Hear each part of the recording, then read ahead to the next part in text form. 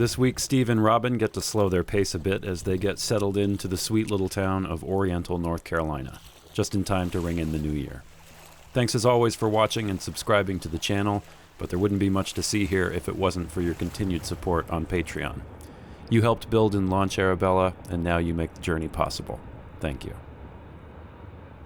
Well, I got to this anchorage last night. It was blowing, 10 to 15 in this direction. It was a little bit of wave action. We got a good bit of distance to the shore behind us. The last couple times we weighed anchor, we were kind of in a rush. One time was leaving Solomon's and we had some boats around us, so we didn't really want to drift and hose off the anchor chain. It was dark, we really just wanted to get going. And then we were in the canal, and same deal, the current was pushing us around, we needed to get into the lock. It was just get the anchor up, dump the chain in the mud in the anchor locker and get moving. So when we got here, I knew that the anchor locker really needed to be emptied out and cleaned up. And we have so much room. I mean, there's no other boats here, that I just dumped out all 200 feet of 3/8 chain on our 65-pound Mantis and got everything out of the anchor locker so I can get it cleaned out really well. And this morning we have tons of time, we're in no rush, so I can pull the anchor chain in slowly and hose it off really well and get everything cleaned up. I've been super happy with the anchor locker setup, having the screen at the bottom and the discharge pump and the salt water wash down there. It makes it really easy, and all of that mess in those instances where we do have to just weigh anchor and go is all contained. I've been really happy with it so far. Good job, Past Steve.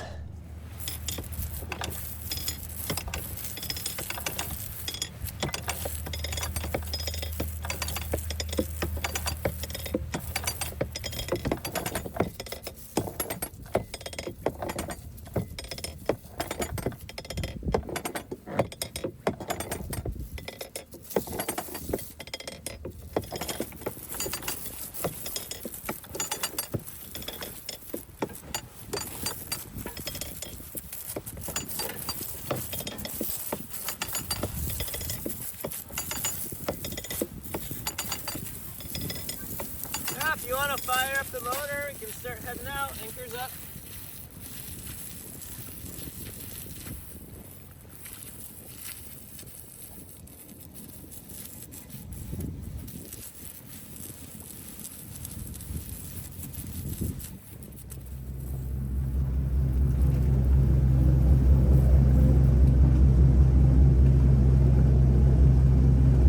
Man, take off the H and that's Kara's boat. My sister is K-A-R-A.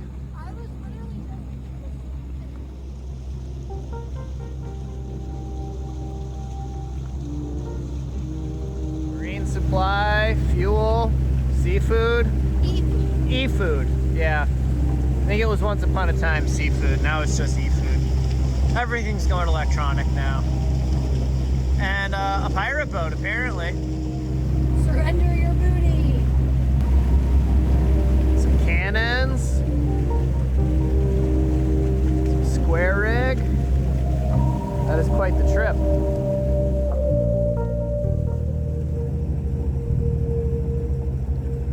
Starting their sailing experience in New England, Steve and Robin have been used to crowded and expensive marinas and harbors filled with hazards.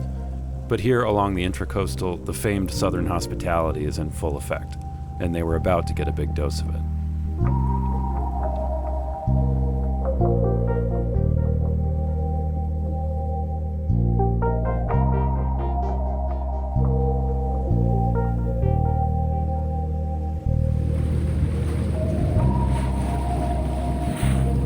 Dock looks wide open. The small towns along the shores here are filled with folks that have cruised all over the world and put down one last anchor here, forming friendly and welcoming communities where the biggest danger seems to be not ever wanting to leave.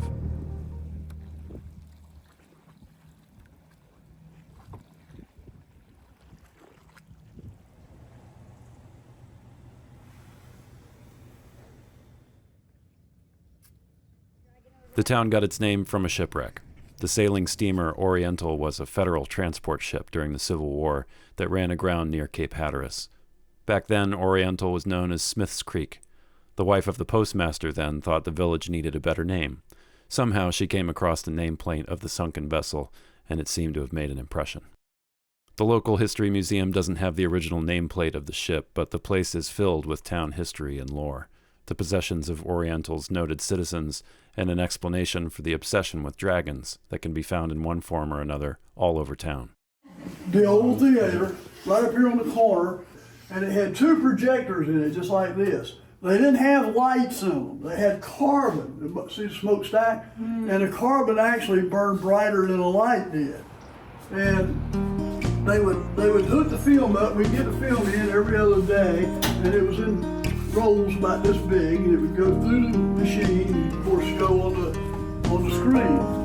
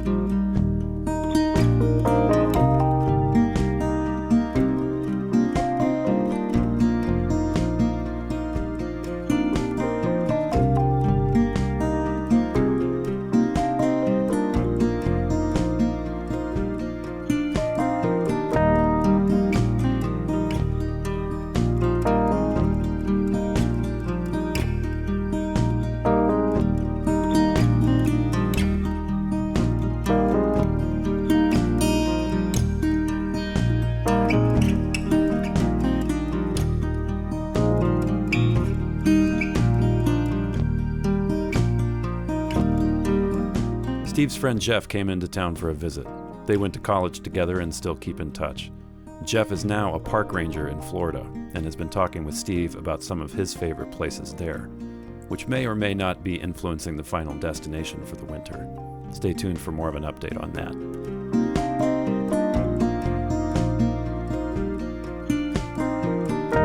But for today, Jeff, who hails from Maryland originally, was just there to make some crab cakes.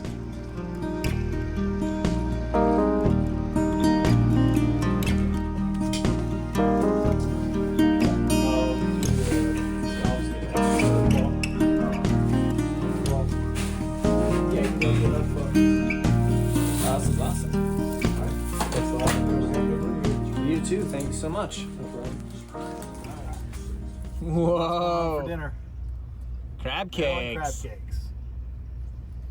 Made by the Maryland man.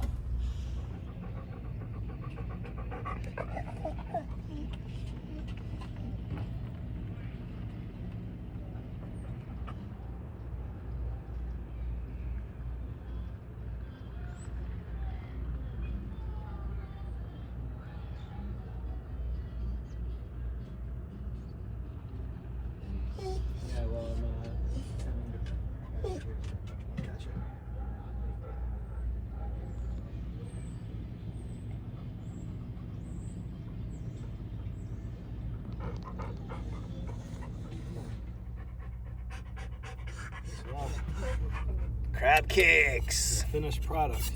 Fresh local crab. Made by a chap from Maryland. So you should know what crab cakes are about. Hopefully.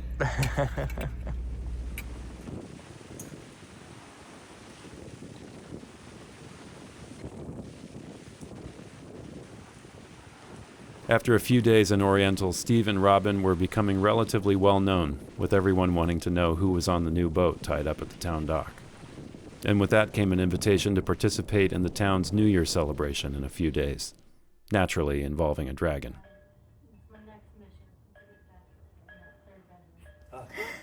He wouldn't get down, and I couldn't get him to get down, so I just started making the bed and was like, oh, he'll get uncomfortable and jump down, and he's just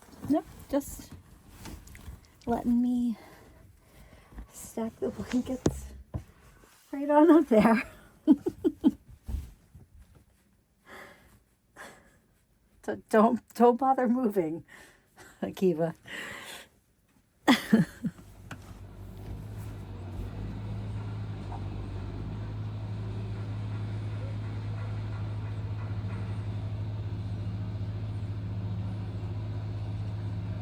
It was the day before New Year's Eve, and Steve and Robin were invited to take a boat out at the local sailing school before getting ready for the festivities the next day.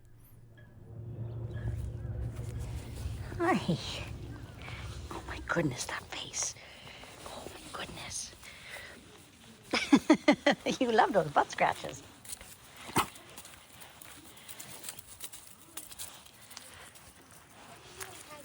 He's so cute. Tug is the morale officer for bow to stern boating here in town, where Jim, the owner, and Captain Scott talked with Steve about their lives on the water and the fleet of boats that have accumulated over the years.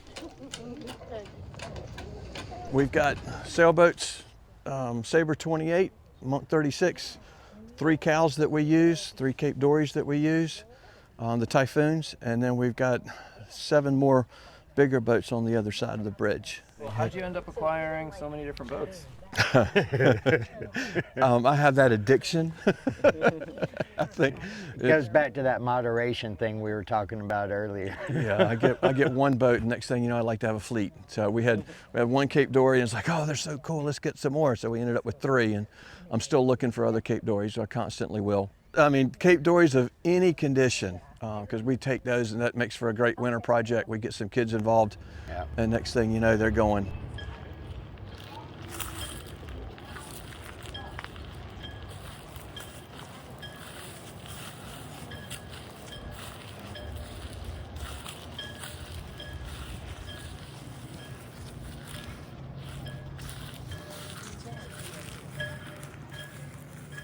These are our lasers, and we like to name all the boats. The FJs we didn't, just because there's too many of them. And when we had 6 of them, we did. They were all big sharks. And then my daughter Alexis was like, well, let's just name them, Candy. And so we started off, and it's like, well, what can we name it? So that's how all of these got their names, and they kind of morph. Every once in a while, we'll retire one of them and bring in another one, and it gets a new candy bar or whatever name. Our Cape Dories out here, the first one's Tinker Toy. The second one, we haven't put the names on the other 2 yet, but it's Lincoln Log and Yo-Yo. And this story is even better. You can see when we started off with Opties, gosh, this was probably 15, 16 years ago. I put an ad on Town Dock looking for Opties to start a youth program. And one of the guys in town called and said, I don't have an Optie, but I got a group of guys that might build you one. And so we got together. Well, one turned into 7, actually more like 8. And we had 2, Wacky and Tacky, were ours back when our kids were little. They sailed those in the Bahamas. So those were the 2 original fiberglass ones we had, but all the other ones were wooden. And we retired those after about 10 years of trying to keep them all going. And we since moved into the glass ones. We still got 1 wooden one, but we had 7 boats. And it was like, cool, we'll call them the 7 Dwarfs. Yeah. So we had Snow White and the 7 Dwarfs when we first started with the kids program. We've had local kids who've never been on a sailboat before. They come in and their confidence is down. They haven't had it, and then next thing you know, they're on a sailboat by themselves, and what they gain out of that, and that's where I get cold chills. Yeah. I mean, we've got all kinds of stories about kids that have come in. Some with autism that had a hard time dealing with groups, and then by the end of the week they were on their own boat, and when they went back to the program that they came from, they wanted to help the other kids out. We don't turn anybody away. Anybody that wants to come, we even have some kids that come multiple weeks, and it just turns out to be a wonderful experience for them. Scott knows a couple of those kids, but we don't ever turn anybody away, and it's hey, what can you guys afford, and we pick up the difference. That's one thing that we always, I think we're probably going to be looking at something to do with either a Patreon or a scholarship program or sponsorship program for the summer. I started off as a kid sailing with my father on Lake Jordan in Raleigh, and I went to a couple camps as a kid, and then ended up after college getting a boat and playing, but then I moved to Florida, and that's when things really started. And my wife said, well, you like to teach and you like to sail, why don't you teach sailing? So I thought, sounds like a plan. So I went out and found a boat, and we got an old Morgan 24, and we ended up getting a Down East 38. And At that point, when my wife will tell the story that when we met, I asked her if she wanted to go sailing, and she thought just for a day sail, and lo and behold, that turned into 4 years of living aboard when our kids were 3 and 4. We cruised all the way up and down the East Coast in the Bahamas, and this felt like home for us, so we stopped and dropped an anchor here. It was actually harder to come back than it was to leave. Yep. And one of the things that I remember our girls saying that probably pulled at my heartstrings the most is they said, "Dad, why did you do that to us?" Yeah. And I was like, "What do you mean?" And they said, "Well, you showed us that lifestyle, and then you came back and took it away from us." Yeah. And it was like, ooh, that hit home. And I think if we knew then what we know now, we probably wouldn't be here right now. We'd have never come back. Yeah. We'd have stayed on the boat the whole time. Yeah. And would have probably never come back. Yeah. So, life changes. You got to take advantage of it now, and it's just hard to jump off the wheel, and go do something different.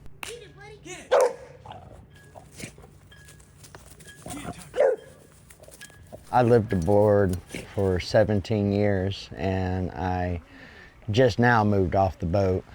But getting mail and explaining to people where you live is one of the, wait, you live where? What? And yes, my address is my boat. And so that was always a hard one for me to get across to people. It was New Year's Eve, and Steve went up the mast to rig Oriental's version of the Times Square ball drop. Here, it's a fish with lights all over it that Steve and the boat next door will be lowering at midnight. And Robin had a crash course in dragon dancing, as she and the whole village got ready to ward off bad weather and bring in good luck for the new year.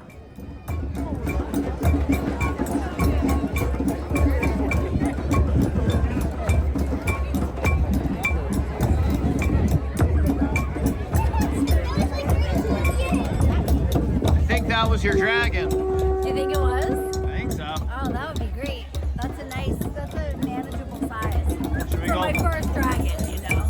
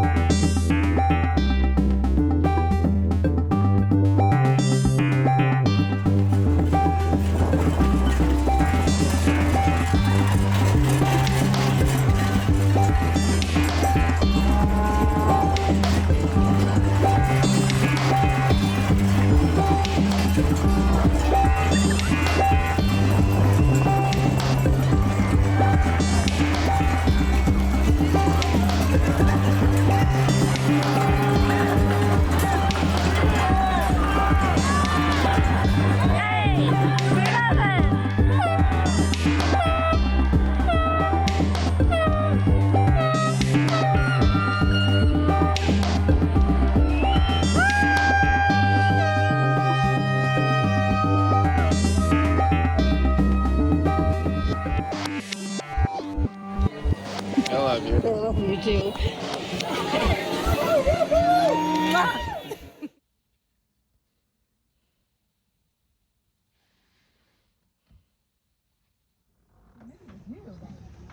I ate his lunch. Yeah, she did.